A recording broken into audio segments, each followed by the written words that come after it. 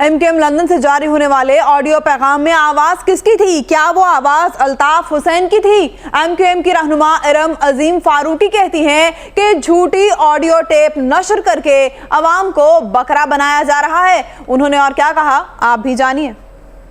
मैं चाहूंगी कि में सारे वो लोग जो मुहब्बे वतन हैं और जो मेजॉरिटी में हैं वो स्टैंड करें और पाकिस्तान MQM जो है उसका साथ दें बनिस्बत ये लंदन वालों का साथ दें जो झूठी झूठी ऑडियोज बना के भेज रहे हैं अल्ताफ भाई की, जो कि अल्ताफ भाई को तो हमें पता ही नहीं वो हैं किधर। वो तो अपनी बर्थडे में भी नजर नहीं आए।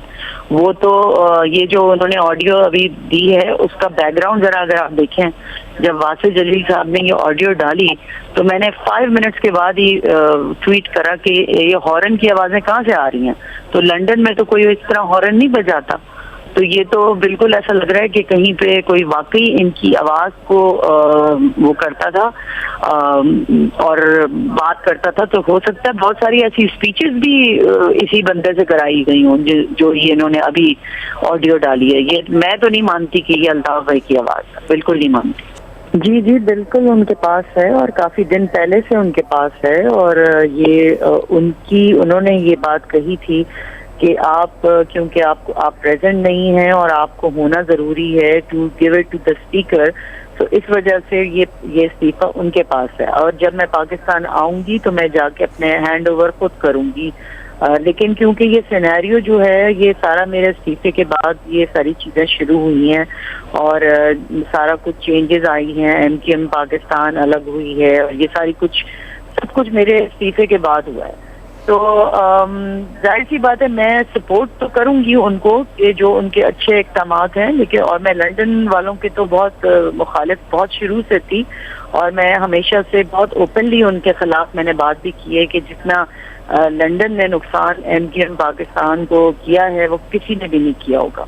तो मैंने हमेशा उनके खिलाफ बात भी की है और उनको जब मैं थी भी पार्टी में तब भी मेरी उनके साथ इख्तिलाफात थे। तो इसमें तो कोई कोई छुपाने की बात थी नहीं और मैं बहुत ओपनली ये बात कहती थी और आज भी कहूंगी कि अगर MQM पाकिस्तान अच्छे इक़दाम करेगी तो डेफिनेटली मैं उसको सपोर्ट करूंगी। मैंने देखें अपना इस्तीफा दे दिया और मैंने अपना एक माइंडसेट बना लिया था। अब ये पीछे से क्या क्या चीजें हुई हैं ये देखें, इसमें मेरा तो कोई वो नहीं है कि ये कैसे हुआ। और फिर उसके बाद जो सोशल मीडिया पे मेरे खिलाफ एक कैंपेन चलाई गई और बदतमीजियों की एक बौछार की गई मेरे खिलाफ और गाली गलोच, तो उस सिनेरियो में मैं पॉलिटिक्स में आई थी कुछ देने के लिए इस मुल्क को।